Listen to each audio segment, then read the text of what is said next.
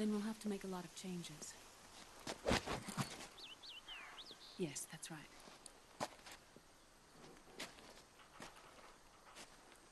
We'll need another go at it. That won't be a problem. Uh-huh. Yes. I've taken care of it. Of course. Yes, I understand, but...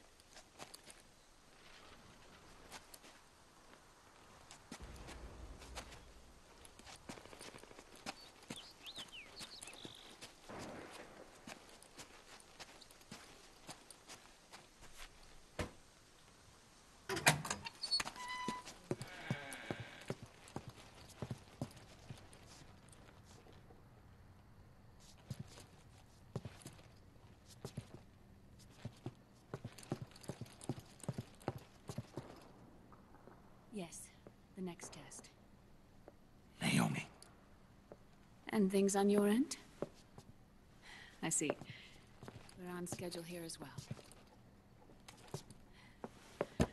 I know. Me too. Until then.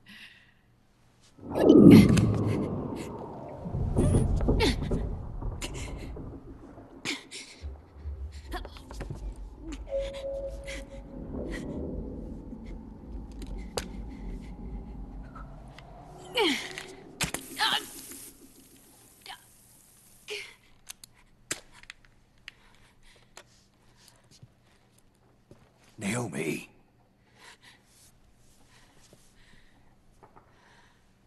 Snake. I knew you'd come. You and I, neither of us can escape our fate.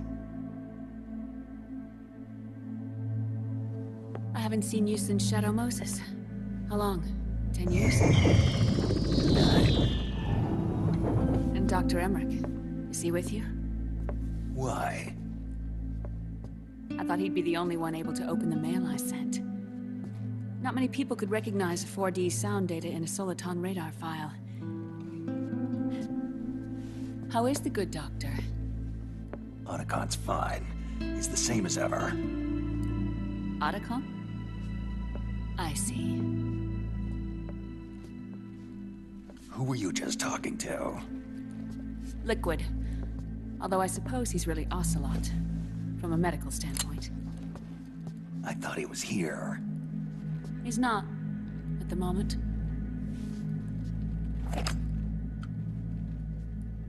Where are all the guards? They know I won't escape. I'm powerless to resist. I have no choice but to cooperate.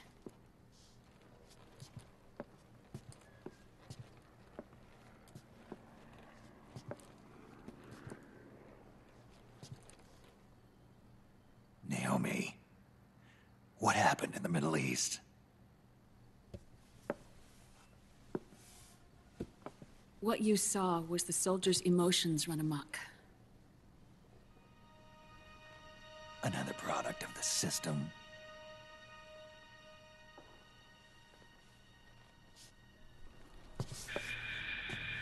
You don't trust me? I'm not sure yet. And if I answer your question? Let's hear it first. Liquid... We thought the SOP was an ID control system designed primarily to maintain order and control in battle. And we were right. But only partially. SOP had another function. To control people's senses. The nanomachines inside soldiers' bodies adapt to different conditions, promoting the release of neurotransmitters, hormones, and stimulants, giving them an edge in battle. They can create an artificial combat high by releasing endorphins at the same time a soldier kills an enemy. Or they can suppress hormones to neutralize the soldiers' emotions, prevent them from panicking and engaging in friendly fire or needless massacres. It's all controlled by the system's core AI. It artificially controls the soldier's pain, emotion, senses, in other words, the essence of his being. The skyrocketing demands of the war economy have fueled the demand for more soldiers and more fighting. This in turn led to the development of technologies to rapidly improve their combat abilities and control their actions. The system ensures a steady supply of battle-optimized soldiers at a minimum of cost.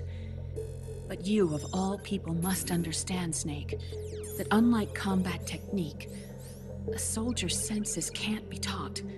They must be earned through experience. Does this have something to do with that test of yours? The goal was to release the soldiers' nanomachines from the system, but we didn't know about the mental control. And the nanomachines went berserk? No. Our test was a success. At least it confirmed our hypothesis at the time. Just as we predicted, the nanomachines stopped functioning, and the PMC soldiers were freed from the grips of the system. But the moment the system stopped, all the pain and fury and sorrow, all the trauma and stress, all the hatred, regret, guilt, all the sensations that had been suppressed were unleashed within their hearts. Their memories, unlike their senses, weren't erased. Each enemy soldier they'd killed, each lost comrade, each threat of violence against the innocent, every act of war they'd committed was etched firmly in their hearts. In suppressing the user's mind, the nanomachines exact a heavy burden on his heart. The user's body rejects the nanomachines. This reaction must then be suppressed with drugs. Before the user knows it, his mind is in complete shambles. Snake. Remember Frank? Frank Yeager. Gray Fox. They twisted his body for their experiments and nullified his broken heart with nanomachines. SOP has taken it even further and applied it to living human beings. As of war these soldiers carried inside them returned to assault them in the form of unimaginable shell shock. The meaning in the system may have changed, but the battlefield hasn't. Until that point, war was like a game to them. And then suddenly, reality came crashing down.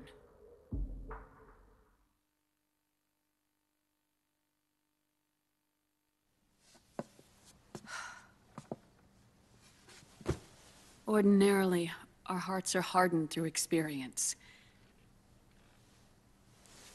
Even the most grizzled veterans live with an inescapable guilt they've had to overcome bit by bit through the years. And even then, it never truly goes away.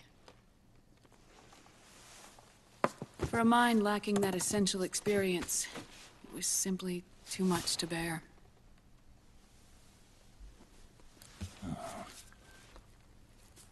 But what about me? I've never been under the system's control.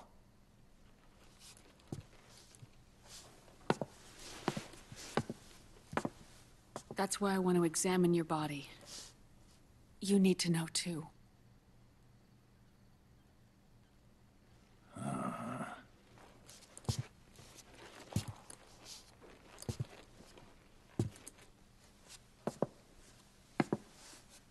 All right, Snake.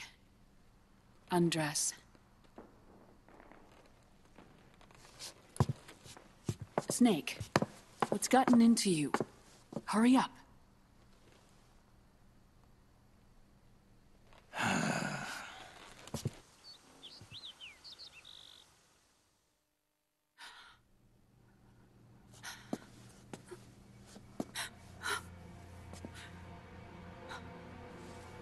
Oh my God. Snake.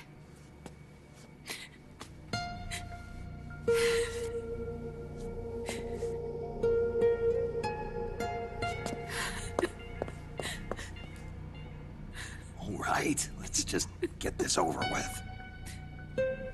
Yes. Of course. I'm sorry.